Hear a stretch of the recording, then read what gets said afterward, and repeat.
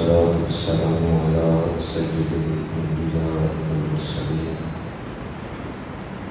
وعلى آله الطيبين الطاهرين وأصحابه الراشدين المهديين. أما بعد فأعوذ بالله من الشيطان الرجيم. بسم الله الرحمن الرحيم. ألم يأن للذين آمنوا أن تخشع قلوبهم لذكر الله. صدق الله مولانا العظيم. إن الله وملائكته يصلون على النبي يا أيها الذين آمنوا صلوا عليه وسلموا تسليما. الصلاة والسلام عليك يا رسول الله وعلى آلك وأصحابك الصلاة والسلام عليك يا خليل الأنبياء والمرسلين وعلى آلك وأصحابك يا رحمة للعالمين. برادران اسلام،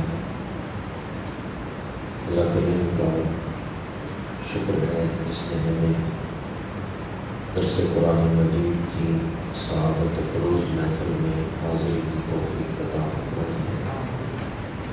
دعا ہے کہ خالق کائنات قرآن مجید کے فیضات و برکات ہم سب کو عطا فرمائے۔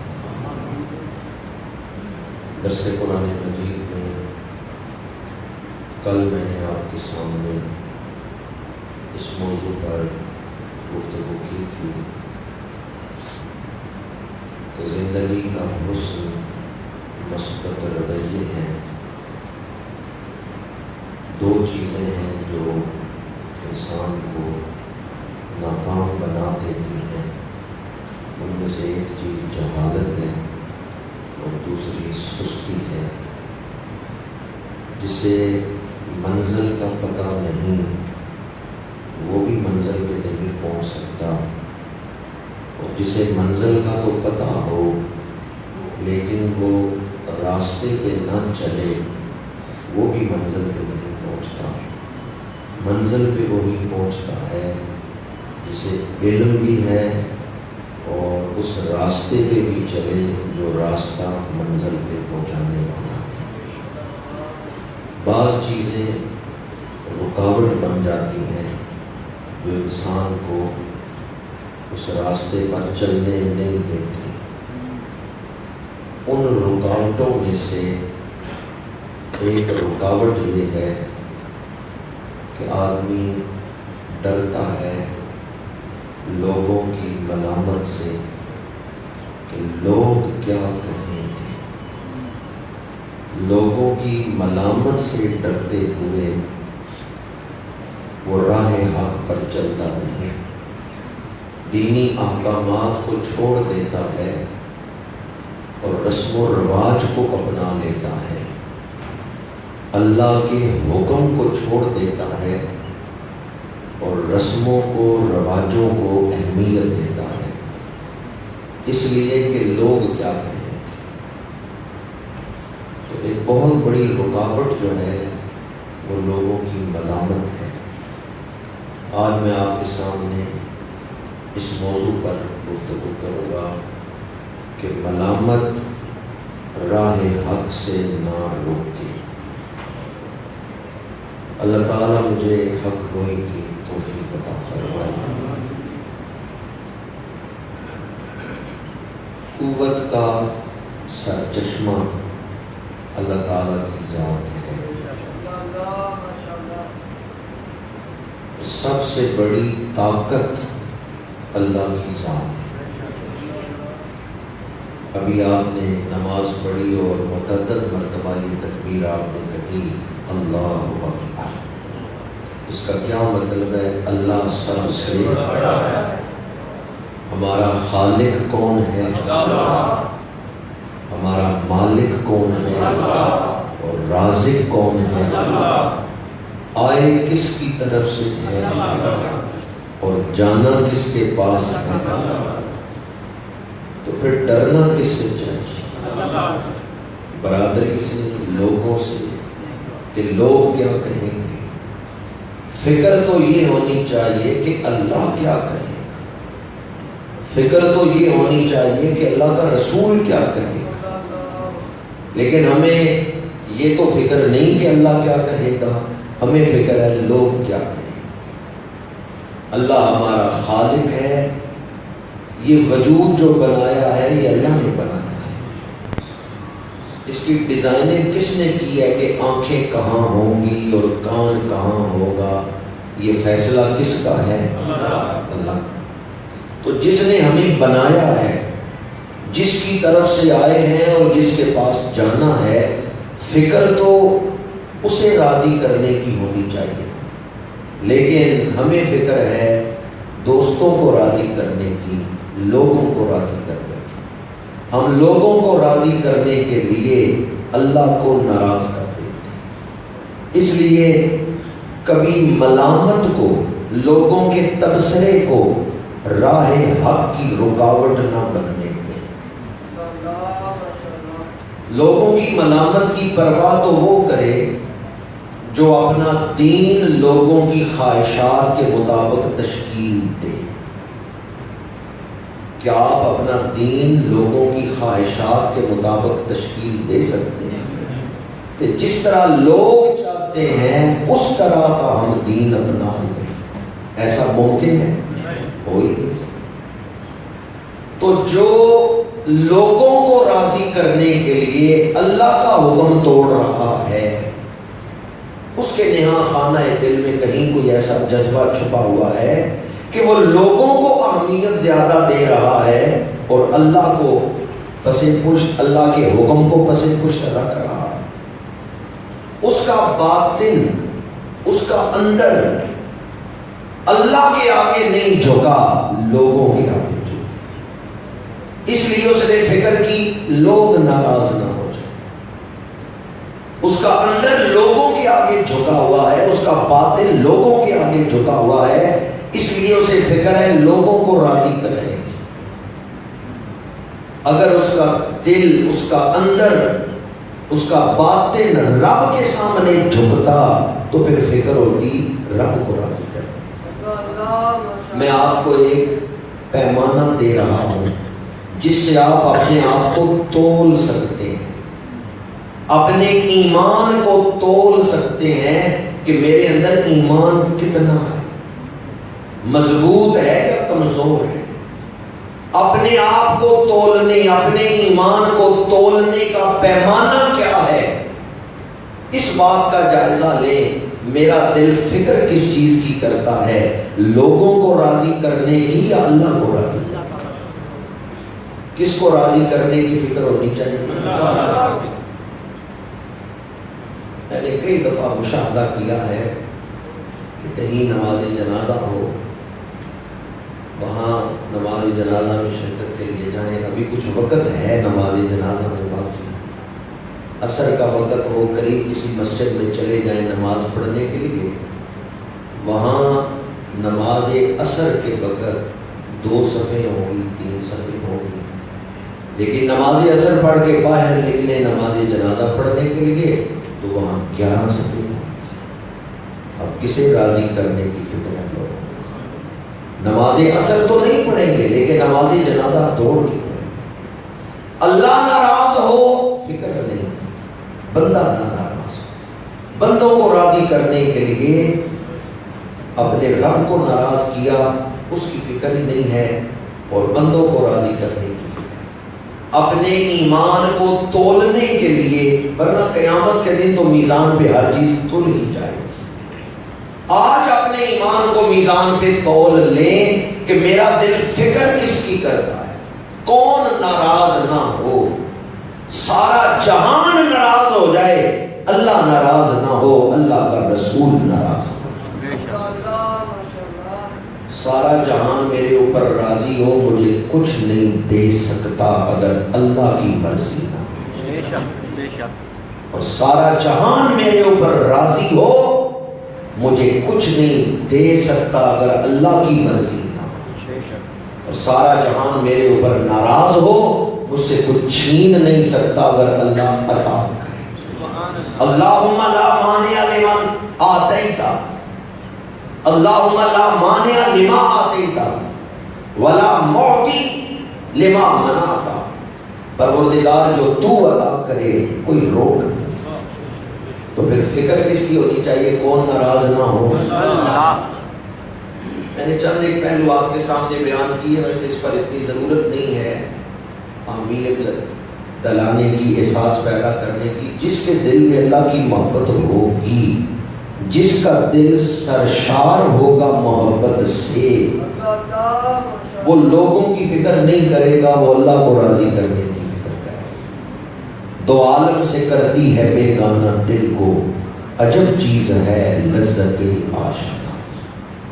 جس کے دل کو محبت کا مزہ آ گیا، اللہ سے محبت کی چاشنی، اللہ سے محبت کا لطف دل کو آ گیا، دل سرشار ہو گیا اللہ کی محبت سے، تو محبت نام اس چیز کا ہے کہ محب کوشش کرتا ہے محبوب کو راضی کرے۔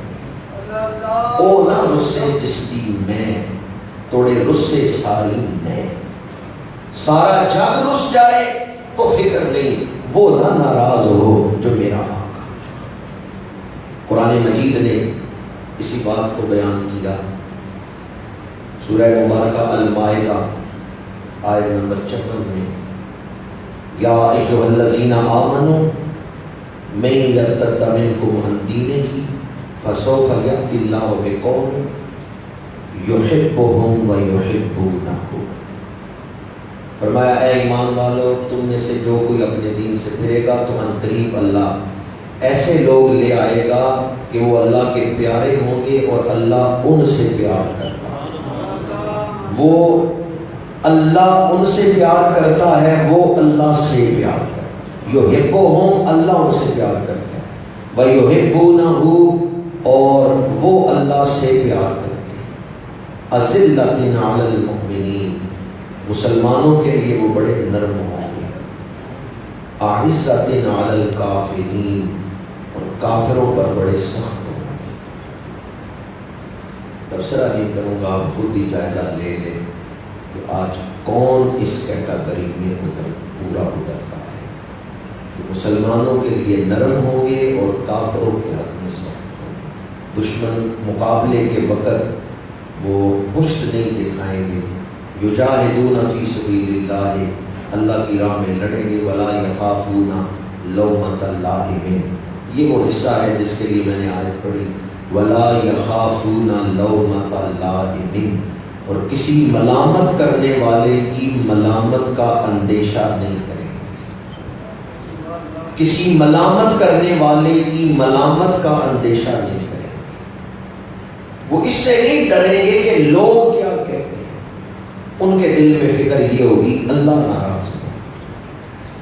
تو یہاں جو ترکیب کلام ہے اس میں پہلے فرمایا ہے یحبہم ویحبونہ، اللہ ان سے محبت کرتا ہے، وہ اللہ سے محبت کرتا ہے۔ جب ان کے دلوں میں اللہ کی محبت ہے تو اب انہیں دنیا کی پرواہ نہیں ہے، انہیں اللہ کو راضی کرنے کی فکر ہے۔ یہ مقام کیسے ملتا ہے کہ آدمی لوگوں کی ملامت کی پرواہ نہ کرے اور راہ حق پہ ثابت قدم رہے، لوگوں کی ملامت کی پرواہ کیے بغیر راہ حق پہ چلتا رہے، رسم و رواج نہ اپنائے بلکہ شریعت پہ عمل کرے۔ یہ مقام کیسے حاصل ہوتا ہے؟ جب دل اللہ کی محبت سے سرشار ہوتا ہے۔ جب دل اللہ کی محبت سے سرشار ہو تو حضرت خواجہ فرید الدین مسعود شکر فرماتے ہیں، این را کلو مول نہ مرساں توڑے تم تھیوے سو۔ کون سا جذبہ ہے کہ حضرت بلال حبشی آگ پہ لیٹے ہیں، چربی پگھل رہی ہے اور زبان احد احد احد کا کلمہ سربراہ آلاپ رہی ہے۔ بلال حبشی کس کو دیکھ رہے ہیں، لوگوں کی ملامت کو یا محبوب کی رضا؟ انہوں نے اپنی جان کا سودا کیا ہے، جان جاتی ہے تو جائے، محبوب نہ نہ۔ ہمیں یہ فکر ہے لوگ کیا کہیں گے. ایک شخص نے بڑی پیاری بات کی ہے، کہتے ساری عمر یہی سوچتے رہے لوگ کیا کہیں گے، لوگ کیا کہیں گے. جب تو مر جائے گا تجھے قبر میں دفنا کے تیرے منہ کے اوپر مٹی ڈال کے، جن ہاتھوں سے مٹی ڈالیں گے نا وہ ہاتھ پھر تیرے منہ پر ہی جھاڑیں. مٹی لگی ہوئی ہے جن ہاتھوں پر، وہ ہاتھ قبر کے اوپر ہی جھاڑیں. ان کی تو فکر کرتا تھا کہ لوگ کیا کہیں. جب تیرے جسم سے روح نکل گئی یہ تجھے قبر میں ڈال کے مٹی تیرے منہ پہ مار کے پھر ہاتھ بھی تیرے اوپر ہی جھاڑے. ایک شخص پہ مشکل وقت آتا تو اکثر وہ یہ پڑھتا یہ وقت بھی گزر جائے گا، یہ وقت بھی گزر جائے گا. اس نے اپنے گھر دروازے پر جو نیم پلیٹ لکھوائی ہوئی تھی نا اپنے نام کی کہ یہ کس کا گھر ہے، وہاں بھی اس نے لکھوایا ہوا تھا یہ وقت بھی گزر جائے گا.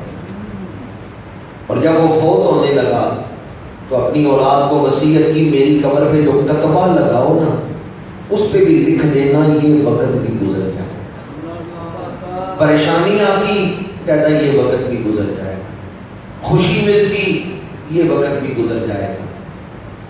فوت ہو گیا، اس کا ایک پرانا دوست آیا، اسے پتا چلا کہ میرا دوست فوت ہو گیا ہے. وہ گیا قبر پہ، بیٹوں سے ملا، اس سے کہا مجھے باپ کی قبر پہ لے چلو. قبر پہ گیا، حیران ہوا کتبے پہ بھی وہی جملہ لکھا ہوا تھا یہ وقت بھی گزر جائے.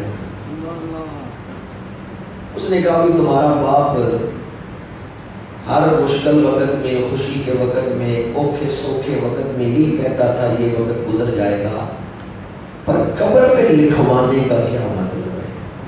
قبر پہ کیوں لکھوا دیا کہ یہ وقت بھی گزر جائے گا؟ انہوں نے کہا ابا جی کی وصیت تھی کہ کتبے پہ یہ لکھوا دیں. وہ خاموش ہو گیا.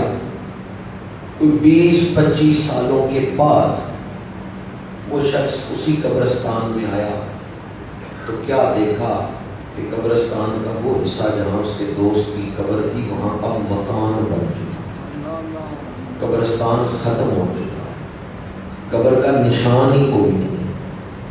اسے یاد آیا میرے دوست نے ٹھیک ہی لکھوایا تھا یہ وقت بھی گزر گیا، قبر کا بھی نشان نہیں ہے. کیا خیال ہے آپ کا؟ جتنے انسان دنیا میں آئے اور چلے گئے کیا اتنی قبریں آج ہمیں نظر آتی ہیں؟ جتنے انسان دنیا میں آ کے گزرے ہیں اتنی قبریں تو ہمیں نظر نہیں آتی. تاریخ سننے کا شوق انہیں بھی تھا. ان لوگوں کے سوچنے کا انداز بھی ایسا تھا لوگ کیا کہیں گے. آج کوئی ان کا نام بھی نہیں جانتا. گجرات کی جن سڑکوں اور جن گلیوں میں آپ گزر رہے ہیں، چل پھر رہے ہیں، نہ جانے کتنی قومیں یہاں سے گزر کے گئی، کتنی قومیں اس شہر میں آباد رہیں، آج ان کا کوئی نام بھی نہیں جانتا. اس لیے کبھی اپنے عمل کی بنیاد اس چیز پہ نہ رکھیں کہ لوگ کیا کہیں گے. آپ اس چیز پہ عمل کی بنیاد رکھیں اللہ کس عمل پر راضی ہوتا ہے. بخاری شریف کی حدیث مبارک ہے، میرے آقا کریم نے ارشاد فرمایا بنی اسرائیل میں ایک ماں اپنے بچے کو دودھ پلا رہی تھی. گلی سے بادشاہ کی سواری گزری، بڑے پروٹوکول کے ساتھ، آگے پیچھے غلام ہیں، وزراء ہیں. بادشاہ بڑی ٹھاٹ باٹ کے ساتھ گزرا. اب ہر ماں یہ چاہتی ہے کہ میرا بیٹا بھی عزت پائے، اونچا رتبہ پائے. ماں نے دیکھا بادشاہ کی سواری گزری ہے تو ماں دعا کرنے لگی پروردگار میرے بیٹے کو بھی ایسا ہی بنانا. شیرخوار بچے نے دودھ پینا چھوڑ دیا اور دودھ چھوڑ کے کہنے لگا، دعا مانگنے لگا، یا اللہ مجھے ایسا نہ بنا. ماں حیران ہوئی، بولنے کی عمر نہیں یہ بول رہے. اس نے سینے سے لگایا پھر دودھ پلانے لگے. حدیث پاک. تھوڑی دیر کے بعد ایک نوکرانی کو لوگ مارتے ہوئے گزرے. ایک کنیز تھی اس کو مار رہے تھے. ماں نے دعا مانگی پروردگار میرے بیٹے کو ایسا نہ بنا کہ لوگ اس کی عزت ہی نہ کریں، ایسا نہ بنا۔ بچے نے دودھ پینا چھوڑ دیا اور دعا مانگی پروردگار مجھے ایسا ہی بنا۔ صحابہ حیران ہوئے، یا رسول اللہ صلی اللہ علیہ وسلم اس میں کیا راز؟ وہ جو عزت کے ساتھ بادشاہ بڑے ٹھاٹ باٹ کے ساتھ جا رہا تھا، بچے نے دعا مانگی یا اللہ مجھے ایسا نہ بنا۔ جس کنیز کو مار پڑ رہی ہے، بچہ کہہ رہا ہے مجھے ایسا ہی بنانا۔ یا رسول اللہ اس میں راز کیا ہے؟ میرے آقا کریم نے فرمایا وہ بادشاہ جو بڑی عزت کے ساتھ ٹھاٹ باٹ کے ساتھ گزر رہا تھا، اس کی ساری عزت وقتی تھی، عارضی تھی، اس کا انجام اچھا نہیں تھا، اس کی عاقبت اچھی نہیں تھی، اس کا خاتمہ کفر پہ ہونے والا تھا، وہ ہمیشہ ہمیشہ کے لیے ابدی عذاب میں مبتلا ہونے والا تھا۔ اس لیے اس بچے کے دل پر اللہ نے یہ بات روشن کر دی اور اس کی زبان سے یہ دعا بھی کہلوا دی کہ یا اللہ مجھے اس جیسا نہ بنانا کہ وقتی طور پہ عزت ہو اور اس عزت کا انجام رسوائی ہو۔ کیا فائدہ اس عزت کا کہ جس عزت کا انجام رسوائی؟ کیا فائدہ اس وقتی ٹھاٹ باٹ کا کہ 10 سال 20 سال کے لیے تو انسان بڑی سہولت میں رہے، پھر ہمیشہ ہمیشہ کے لیے عذاب میں پہنچتا۔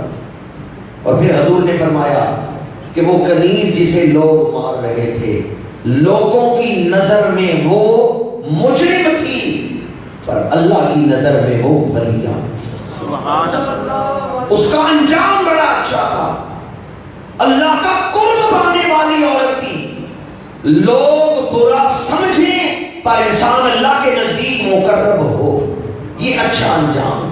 لوگ اچھا سمجھیں اور انسان کا انجام برا ہو، وہ انسان بڑے گھاٹے میں۔ میرے آقا کریم صلی اللہ علیہ وسلم نے فرمایا اس بادشاہ کا انجام برا ہونے والا۔ اب وقتی طور پہ تو لوگ اس کی بڑی تعریف کر رہے ہیں، آپ لوگوں کا کیا فیصلہ ہے کہ تھوڑے عرصے کے لیے آدمی ٹھاٹ باٹ میں زندگی گزار لے پھر ہمیشہ کے لیے عذاب میں مبتلا ہو، یا تھوڑا عرصہ تکلیف برداشت کر لے پھر ہمیشہ کے لیے راحت میں ہو؟ نفع کس میں ہے؟ ہمیشہ کی راحت یا ہمیشہ کا عذاب؟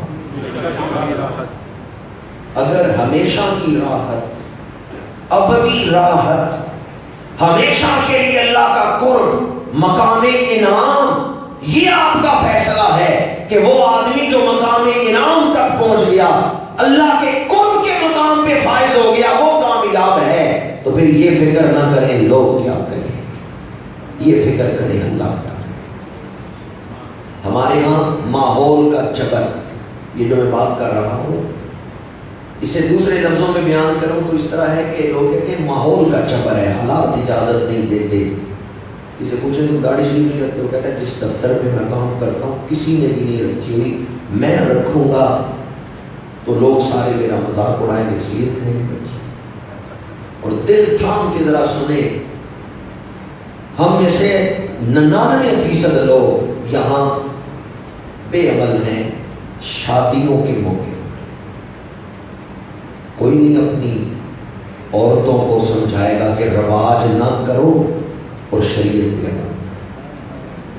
وہاں ہم یہ دیکھتے ہیں برادری کے رواج کیا، وہاں ہم یہ دیکھتے ہیں رسم و رواج کیا، چاہے ہندوؤں کی رسمیں، لیکن وہ ہندوانہ رسمیں ہم پوری کریں اور نہیں کریں گے تو کہتے ہیں لوگ کیا کہیں گے۔ ماحول کا جبر، ماحول اجازت نہیں دیتا کہ جی میں شریعت پہ عمل کروں۔ یاد رکھیں ماحول کا جبر کوئی چیز نہیں، انسان کا ارادہ مضبوط ہونا چاہیے۔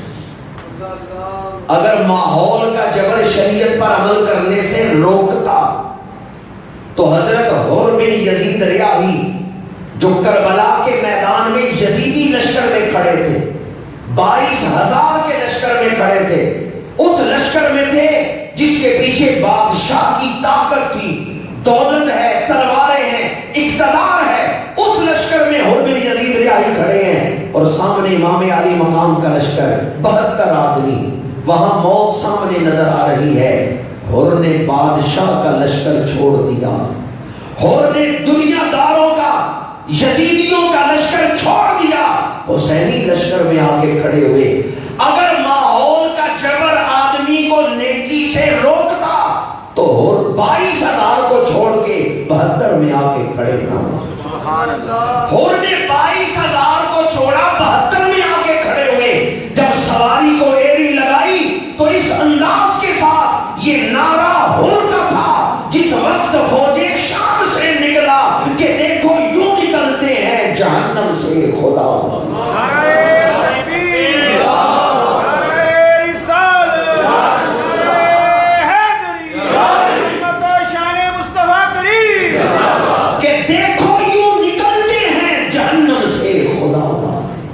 یہ نعرہ ہوتا تھا جس وقت فوج شام سے نکلا کہ دیکھو یوں نکلتے ہیں جہنم سے خدا۔ اگر آپ لوگوں کی رضامندی کو دیکھیں اور اللہ کی رضا کی فکر نہ کریں تو پھر ماحول آپ کے گرد زنجیریں اور قیدیں اور رکاوٹیں کھڑی کر دے گا۔ اور اگر آپ کا ارادہ مضبوط ہو، دل سرشار ہو اللہ کی محبت سے، آخرت کی فکر ہو، پھر کوئی چیز رکاوٹ نہیں۔ حضرت سلمان فارسی رضی اللہ تعالیٰ عنہ ایران کے علاقے میں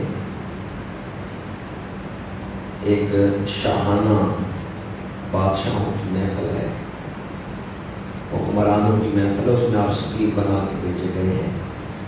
کھانا کھانے کا وقت آیا ہے تو آپ حضور کی سنت پر عمل کرنے لگے ہیں کہ کھانا کھانے کے بعد انگلیاں چاٹ لیں۔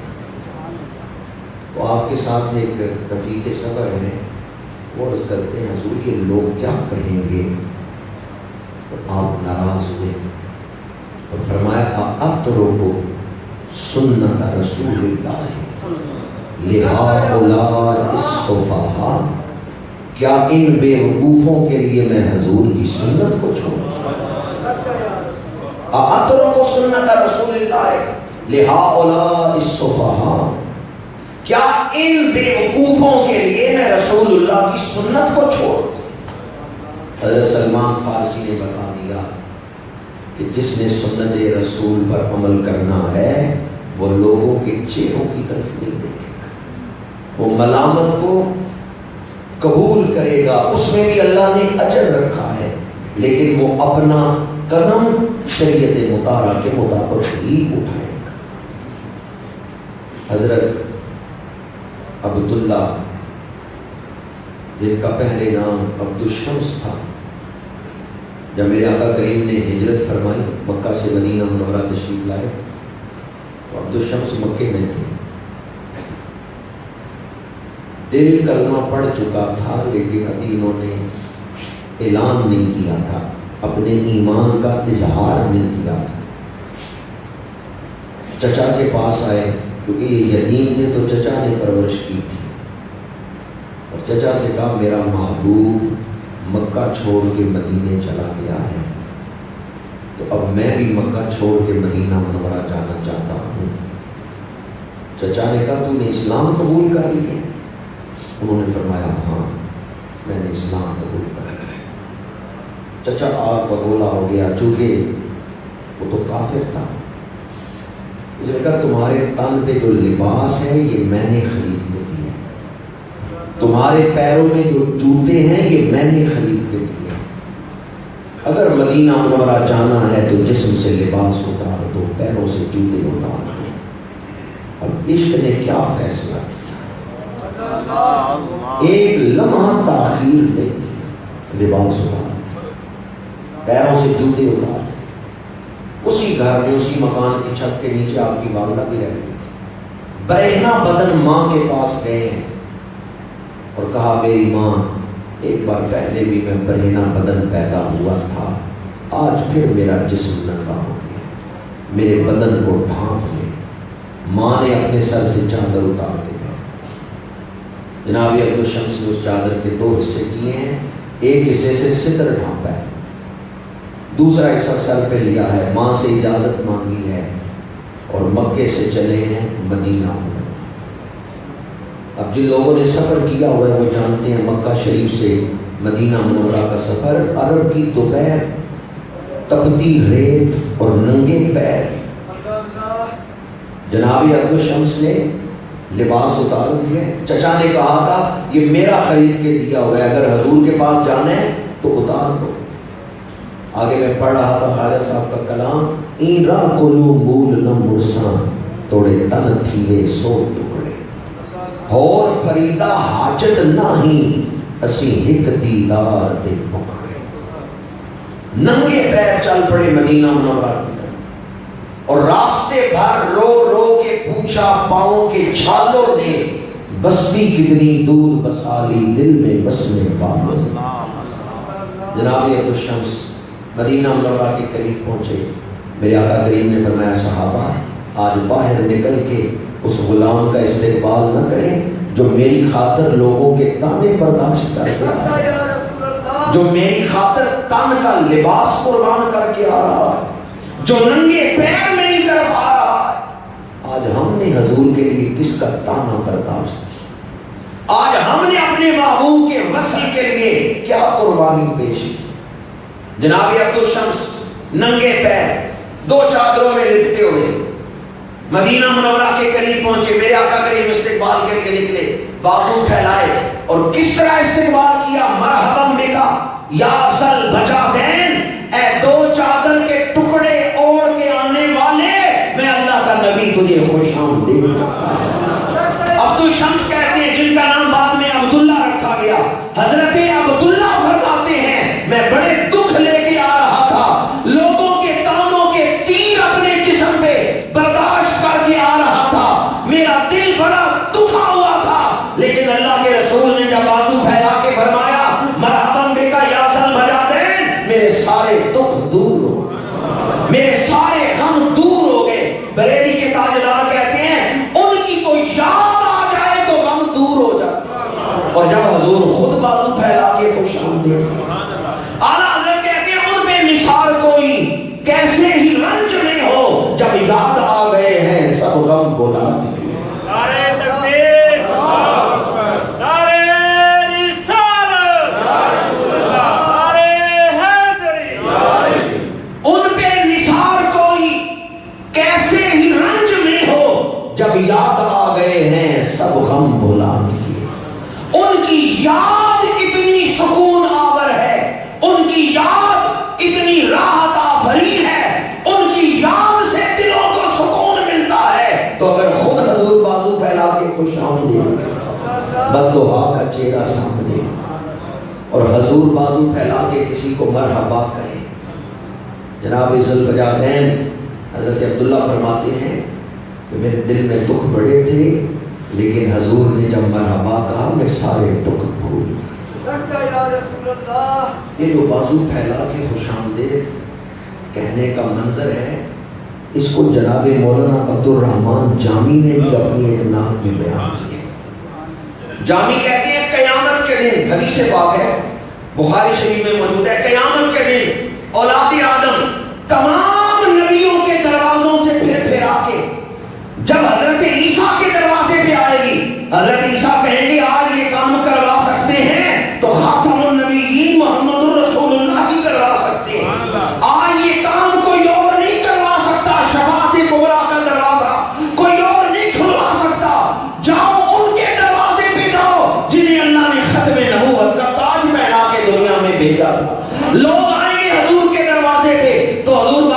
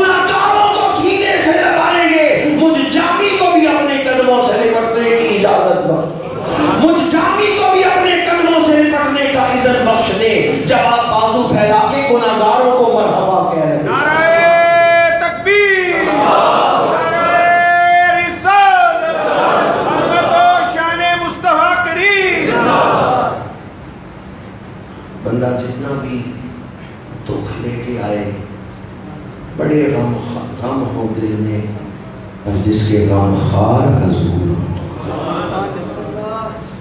اسے غم کب یاد رہ جاتے اگر غم خاری حضور فرمائے۔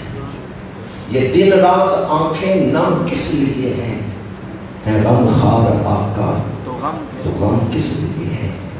گناہگار گھبرائے اب کون ہے ہمارا تو سرکار بولے ہم کس لیے؟ گناہگار بولے اب کون ہے ہمارا تو سرکار بولے ہم کس لیے؟ میرے آقا کریم نے فرمایا ہر نبی کو ایک خاص دعا دی گئی، قبولیت کی خاص دعا۔ ویسے تو نبی مستجاب الدعوات ہوتے ہیں، ہر دعائی ان کی قبول ہوتی ہے، پر ہر نبی کو ایک خاص دعا کرنے کا اللہ نے حق دیا۔ حضور فرماتے ہیں پہلے نبیوں نے وہ دعائیں دنیا میں استعمال کر لی پر میں نے نہیں استعمال کی۔ یا رسول اللہ طائف کے بازار میں بھی نہیں کی، فرمایا نہیں۔ یا رسول اللہ احد میں جب آپ کا وجود پاک زخمی ہوا ہے اس وقت بھی نہیں استعمال کی، فرمایا نہیں۔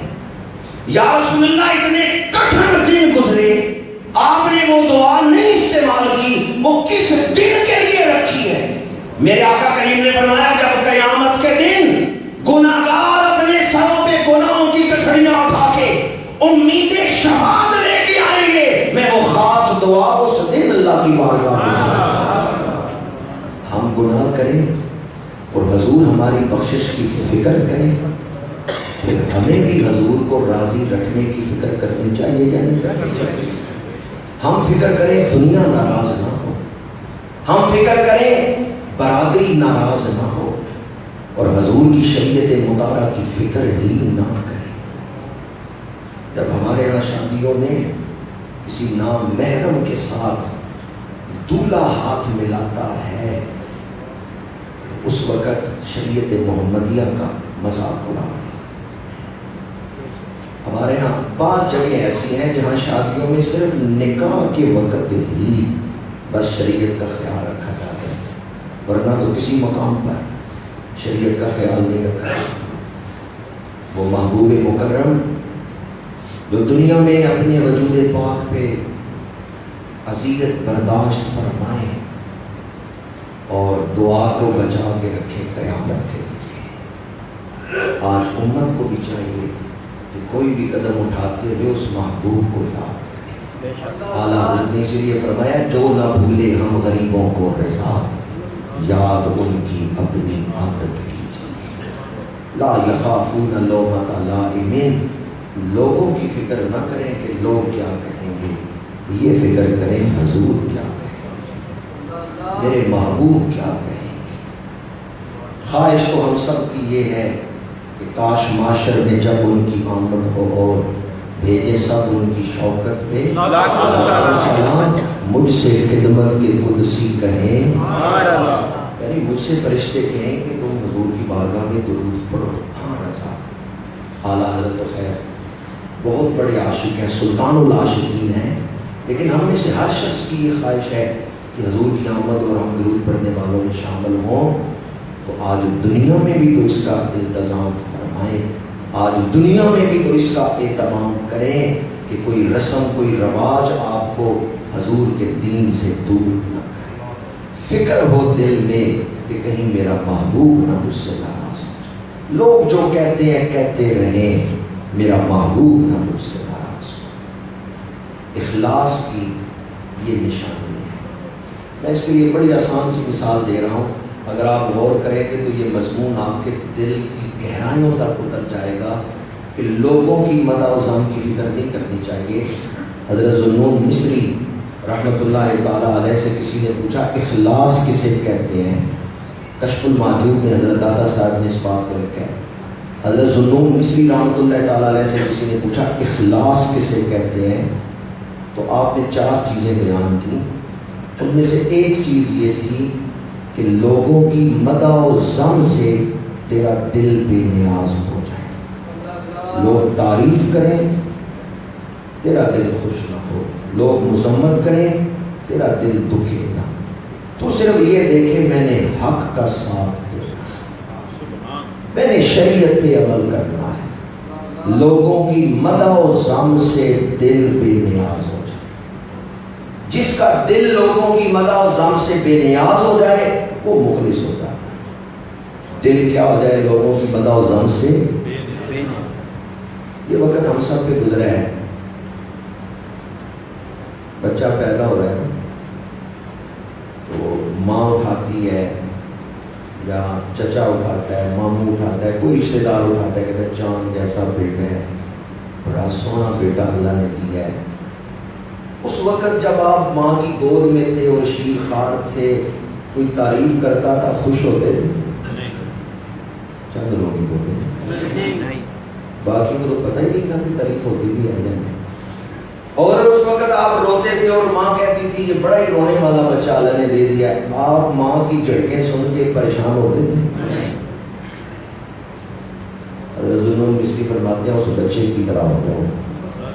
تم بھی تھے, تمہاری تعریف ہوتی تھی, تم خوش نہیں ہوتے تھے. تمہیں جھڑکا جاتا تھا, تم پریشان نہیں ہوتے تھے. اب کیوں لوگوں کی ملامت سے پریشان؟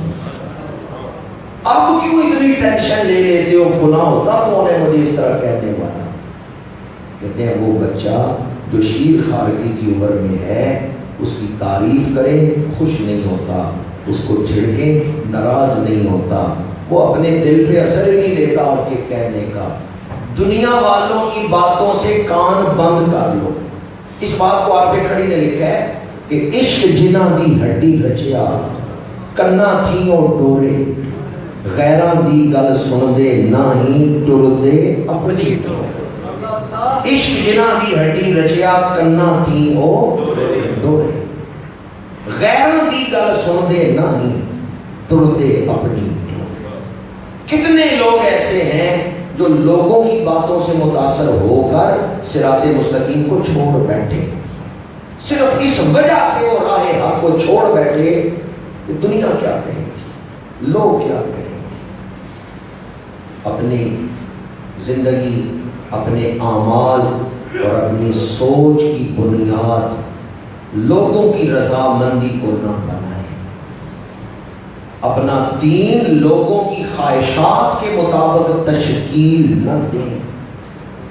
آپ نے اپنا دین لوگوں کی خواہشات کے مطابق نہیں بنانا, ہاں اپنے آپ کو دین کے حکم کے مطابق ڈھالنا. ہم تو تاریخ پڑھ کے حیران ہوتے ہیں کہ ہماری تاریخ میں تو ایسے بزرگ گزرے ہیں. آج لوگ مذمت سے ڈرتے ہیں اور جھوٹ بول کے بھی تعریف سننا چاہتے ہیں. جو کچھ ہے نہیں وہ کچھ ظاہر کرتے ہیں اور تعریف سننا چاہتے ہیں. جبکہ بزرگ تو ایسے گزرے ہیں کہ لوگ تعریف کرتے ہیں, وہ کوئی عیب والا کام کرتے ہیں تاکہ لوگ مجھ سے بدظن ہو جائیں اور لوگ مجھے چھوڑ جائیں. حضرت باعزید بستانی رحمۃ اللہ تعالیٰ ہے, ایک گاؤں میں گئے, لوگ استقبال کے لیے نکلے, سارا گاؤں استقبال کے لیے باہر نکلا. رمضان شریف کا مہینہ تھا, کوئی ہاتھ چوم رہے, لوگ ایک دوسرے سے آگے بڑھ بڑھ کے آپ سے ملنے کی کوشش کر رہے ہیں. حضرت باعزید بستانی نے جب لوگوں کا یہ ہجوم دیکھا, اشتیاق دیکھا, اپنی جیب سے روٹی کا ایک ٹکڑا نکالا اور اس کو منہ میں رکھ کے چبانے. لوگ پیچھے ہٹے. انہوں نے کہا ہم تو سمجھتے ہیں آپ اللہ کے اتنے بڑے ولی ہیں اور آپ رمضان شریف میں روٹی کا ٹکڑا منہ میں رکھتے. لوگ پیچھے آئے. درویش تھا, اس نے عرض کیا حضور آپ نے تو روزہ رکھا ہوا, آپ نے کیوں منہ میں روٹی کا ٹکڑا رکھا اور چبانے لگے؟ آپ نے فرمایا یہ لوگ میری عقیدت میں بہت پڑھ گئے تھے, کہیں یہ میرے, حالانکہ ان کے نفسوں کی پاکیزگی بڑی اعلیٰ تھی, ہماری تربیت کے لیے انہوں نے فرمایا اپنے مریدین کی اصلاح کے لیے. مان لگے یہ جو روزہ میں نے توڑا ہے اس کے بدلے 60 روزے رکھ لوں گا, کفارہ ادا کروں گا, لیکن میں اپنے گرد لوگوں کا ہجوم نہیں کروں گا. انہوں نے غوث قطب بننے کے لیے عبادت نہیں کی, انہوں نے عبادت کی اللہ کی رضا. ہاں اللہ نے انہیں غوث قطب بنا دیا. اگر کوئی غوث قطب بننے کے لیے عبادت کرے تو پھر اس کا تو مقصد ہی غوث قطب بننے ہے. جنہیں اللہ نے غوثیت اور قطبیت عطا کی ہے ان کا مقصد تھا اللہ کو راضی کرنا، وہ اللہ کی رضا کے لیے سب کچھ کر رہے تھے۔ ایک چور نے دیکھا کہ بغداد میں اللہ والوں کی بڑی عزت ہے، تو وہ بھی ایک محلے میں بہروپیہ بن کے بیٹھ گیا، میں بھی عبادت کرتا ہوں۔ جب وہ دیکھتا کہ افسر آ رہا ہے مسجد میں تو وہ زیادہ خضوع و خشوع سے نماز شروع کر دیتا، تلاوت شروع کر دیتا، تاکہ لوگوں میں معروف ہو جائے، پہچانا جاؤں کہ یہ بڑا عبادت گزار ہے۔ 3-4 مہینے گزر گئے، کوئی اس کی طرف متوجہ نہیں ہوا، کسی نے اسے تعلق نہیں جوڑا۔ آخر ایک دن بیٹھا اپنے آپ سے کہنے لگا یہ وقت میں نے ضائع کیا، نمازیں بھی پڑھی، قرآن بھی پڑھا، لوگوں کو دکھانے کے لیے کچھ حاصل نہیں ہوا۔ آؤ آج کے بعد اپنے رب سے عہد کرتے ہیں کہ یا اللہ سجدہ دوں گا صرف تجھے راضی کرنے کے لیے، قرآن پڑھوں گا صرف تجھے راضی کرنے کے لیے۔ ظہر کے وقت اس نے اپنے رب سے یہ عہد کیا۔ اسی دن مغرب کے بعد حکمران وقت کا ایک وزیر آیا اور کچھ اشرفیاں 20 تھیلیاں تھیں، وہ لے کے آیا اور کہا بادشاہ نے یہ بھیجی ہیں، آپ کی بڑی اس نے شہرت سنی ہے، یہ رکھ لیں اور اس کے لیے دعا کریں۔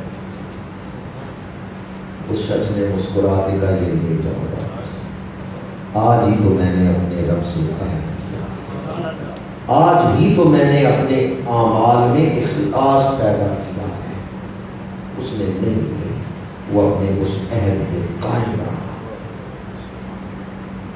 اگر کوئی اللہ کی رضا کے لیے قدم اٹھاتا ہے، حضرت سالم کے بارے میں ہے، حضرت فاروق اعظم کی اولاد پاک میں ہے، حضرت سالم کعبہ شریف کا طواف کر رہے ہیں تو حشام بادشاہ وقت تھا، وہ بھی طواف کر رہا تھا، دونوں اکٹھے طواف کر رہے ہیں، فاروق اعظم کے شہزادے بھی اور حشام بھی۔ حشام حکمران تھا، اس نے کہا سالم مجھ سے مانگو، کوئی چیز مانگنی ہے۔ سالم کہنے لگے اتق اللہ، اللہ سے ڈرو، کعبے کے سامنے کہہ رہے یہاں تو بادشاہ بھکاری بن کے آتے ہیں اور تو کہہ رہے ہیں کہ میں یہاں رب سے نہ مانگوں اور تجھ سے مانگوں، اتق اللہ، اللہ سے ڈرو۔ حشام چپ کر گیا، طواف مکمل ہوا، دعا سے فارغ ہوئے، مسجد حرام سے باہر نکلے، بادشاہ نے کہا اب مجھ سے کچھ مانگنا ہے تو مانگ لو۔ جناب سالم نے کہا بتاؤ دنیا کی چیز مانگوں یا آخرت کی چیز؟ بادشاہ نے کہا میں دنیا کا بادشاہ ہوں، دنیا کی چیز دے سکتا ہوں، آخرت کی نہیں دے سکتا، مجھ سے مانگنی ہے تو دنیا کی چیز مانگو۔ سالم کہنے لگے دنیا تو آج تک اس سے نہیں مانگی جس نے دنیا بنائی ہے، تو تجھ سے کیوں مانگا؟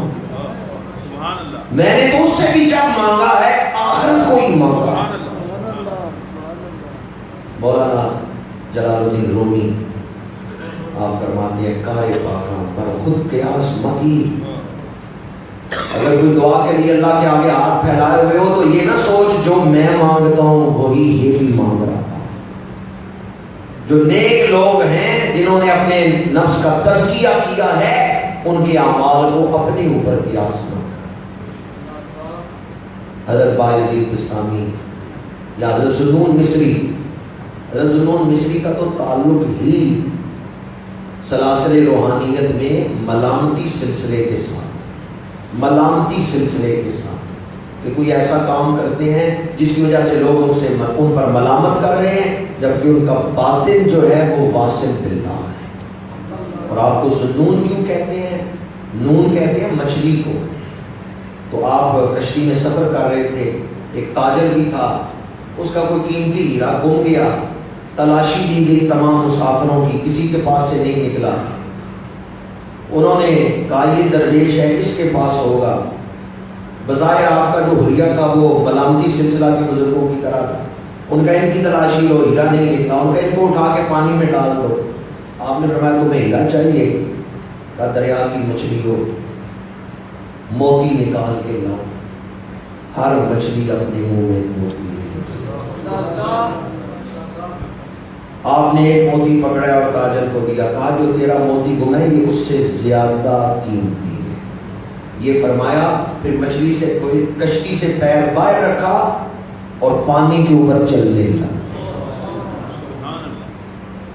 حضرت ذوالنون مصری رحمۃ اللہ تعالیٰ علیہ جب آپ کا وصال ہوا تو اس رات آپ کے شہر کے 70 اولیاء کو خواب میں رسول اللہ کی زیارت ہوئی، اور ہر ایک کو حضور نے فرمایا ہے آج اللہ کا عاشق ذوالنون فوت ہوا ہے، میں اس کی روح کے استقبال کے لیے۔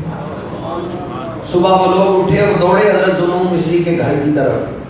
جب آپ کے چہرے سے جا کے کپڑا ہٹایا تو کیا دیکھا؟ ماتھے پر نور کے قلم سے لکھا ہوا تھا ھذا حبیب اللہ مات فی حب اللہ قتیل اللہ، یہ اللہ کا دوست ہے، اللہ کی محبت میں زندہ رہا، اللہ کی محبت میں موت آئی، قتیل اللہ یہ شہید عشق الہی، یہ شہید عشق الہی ہے جس نے اپنی جان اللہ کے عشق میں دے دی۔ تو حضرت ذوالنون مصری بھی لوگوں کی تعریف کو پسند نہیں فرماتے تھے۔ ہمارے اسلاف تو ایسے کام کرتے کہ لوگ ان کی تعریف نہیں کرتے، وہ اس پر خوش ہیں، اور ہم لوگوں کی ملامت سے ڈر کر شریعت کے کام چھوڑ۔ اپنی گفتگو کو سمیٹ رہا ہوں کہ درس قرآن مجید کا وقت مکمل ہو چکا ہے۔ آج ہم اپنے اپنے ماضی کو دیکھ کے خود فیصلہ کر لیں، کہاں میں نے رواج کو اپنایا اور سنت رسول کو چھوڑا، اور آئیں آج ارادہ کریں کہ آئندہ ہم کم از کم اپنے گھر میں، اپنے گھر کی چار دیواروں میں شریعت مطہرہ پر کما حقہ عمل کریں گے، نہ کہ ہندوانہ رسم۔ بہت سارے لوگ اپنے گھر والوں کو نماز کا نہیں کہتے، باپ بیٹے کو نہیں کہتا، بھائی بھائی کو نہیں کہتا۔ کیوں نہیں کہتا؟ کہتے یہ آگے سے پتہ نہیں کیا جواب دے گا، پتہ نہیں یہ کیا کہے گا، یا پھر آگے سے ایک دفعہ وہ سخت جواب دے دے، بھائی دوسرے بھائی سے کہ نماز پڑھو کہ میں نہیں پڑھتا، ایک دفعہ وہ غصے سے جواب دے دے تو ہم کہتے ہیں آئندہ اس کو کہنا ہی نہیں۔ ملامت راہ حق سے نہ روکے، یہ نہ فکر کریں لوگ کیا کہتے ہیں، آپ اللہ کو راضی کرنے کی فکر کریں تو اس سے معاشرے میں نیکی پروان چلے۔ استقامت اللہ تعالیٰ ہم سب کو نصیب فرمائے، اور ایمان کا وہ مقام نصیب فرمائے کہ جب دنیا سے جا رہے ہوں اللہ تعالیٰ کی بارگاہ سے ندا آ رہی ہو، یا ایتھا النفس المطمئنہ ارجعی الی ربک راضیۃ مرضیہ فادخلی فی عبادی وادخلی جنتی۔ اے نفس مطمئنہ لوٹا اپنے رب کی طرف اس حال میں کہ اللہ تیرے اوپر راضی ہے، تو اللہ کے اوپر راضی ہے، دونوں طرف سے راضی ہے۔ یہ ہے کامیاب زندگی کہ انسان دنیا سے جائے تو مقام رضا پا کر جائے۔ اللہ تعالیٰ ایسی زندگی عطا فرمائے کہ جس کا انجام اللہ کی رضا ہے، اخیر اچھا ہو گیا تو ساری زندگی ہی کامیاب، اخیر برا ہوا تو ساری زندگی ہی ناکام۔ اللہ تعالیٰ ایمان کا خاتمہ نصیب فرمائے۔ انہی الفاظ کو گفتگو کو سمیٹتا ہوں، وما علینا الا البلاغ۔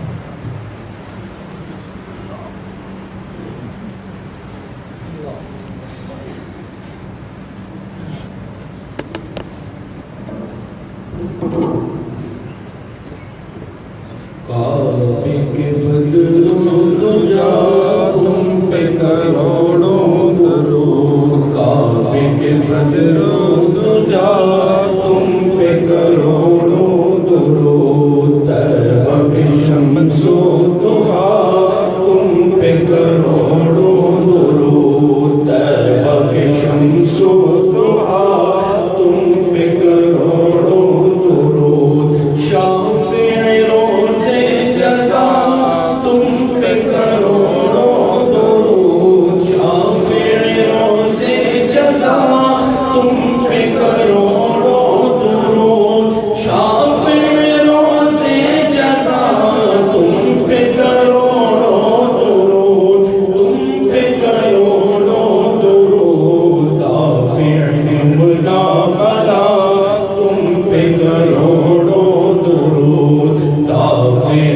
عمدہ بنا تم پہ کروڑوں درود کعبے کے بدرود جا تم پہ کروڑوں درود طیبہ کی شمس و ضحیٰ تم پہ کروڑوں درود سینہ کے ہیں داغ داغ کہہ تو کرے باغ باغ سینہ کے ہیں داغ داغ کہہ تو کرے باغ باغ سینہ کے ہیں داغ داغ کہہ تو کرے باغ باغ کہہ تو کرے باغ باغ طیبہ سے آ کر سما تم پہ کروڑوں درود طیبہ سے آ کر سما تم پہ کروڑوں درود دل کرو ٹھنڈا میرا وہ کب چاند سا دل کرو ٹھنڈا میرا وہ کب چاند سا دل کرو ٹھنڈا میرا دل کرو ٹھنڈا میرا وہ کب چاند سا وہ کب چاند سا سینے پہ رکھ دو ذرا تم پہ کروڑوں درود سینے پہ رکھ دو ذرا تم پہ کروڑوں درود کعبے کے مجروں تو جا تم پہ کروڑوں درود ساز ہوئی انتخاب بس ہوئے لاجواب ساز ہوئی انتخاب بس ہوئے لاجواب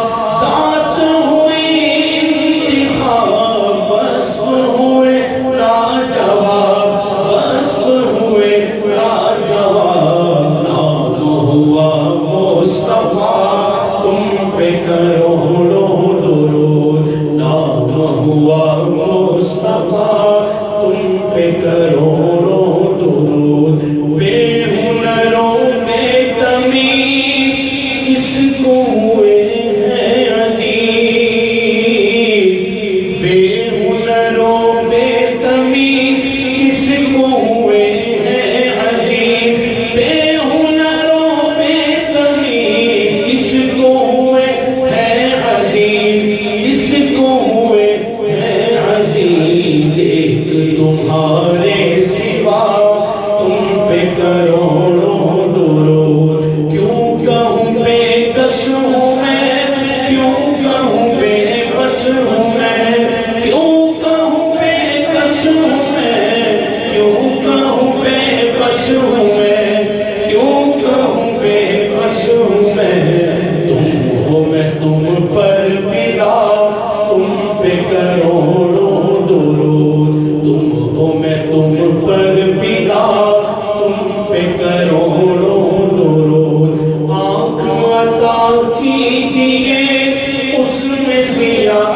دیجئے آنکھ عطا کیجئے آنکھ عطا کیجئے اس میں ضیاء دیجئے اس میں ضیاء دیجئے جلوہ قریب آ گیا تم پہ کروڑوں درود کام وہ لے لیجئے تم کو جو راضی کرے آقا کام وہ لے لیجئے کام وہ لے لیجئے تم کو جو راضی کرے تم کو جو راضی کرے ٹھیک ہونا میرے ذات تم پہ کروڑوں درود ٹھیک ہونا میرے ذات تم پہ کروڑوں درود کعبے کے بدروں تو جا تم